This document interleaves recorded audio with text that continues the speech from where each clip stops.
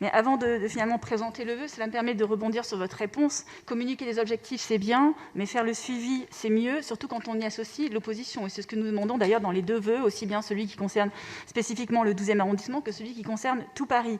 Et pour les travailleurs détachés, oui, je sais que les procédures sont réglementées, mais cela ne vous empêche pas d'honorer le vœu qui avait été déposé en Conseil de Paris et adopté sur un suivi et une communication, notamment pour tous les chantiers qui concernent la ville, et il y en a. Concernant le vœu numéro 3, le budget primitif 2021 consacré au logement a établi en effet comme priorité la rénovation des parcs de logements sociaux de la ville, tout comme d'ailleurs le plan climat qui fixe et préconise le financement de la rénovation de plus de 5000 logements par an à partir de 2020.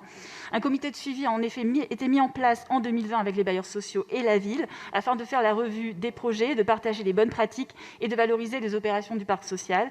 J'attire votre attention sur le fait que le décret du 11 janvier 2021 établit le seuil maximal de consommation d'énergie finale à 450 kW par mètre carré de surface habitable par an en France métropolitaine et que sur ces logements qui afficheraient une performance supérieure ne pourraient plus être mis à la location à partir de 2023. Et cela concerne plusieurs immeubles du parc social parisien. Donc pour toutes ces raisons, notre groupe vous demande que les différents groupes politiques soient associés au comité de suivi de valorisation des opérations du parc social. Et c'est là, Monsieur Baudrier, qu'on vous demande en effet d'être associé.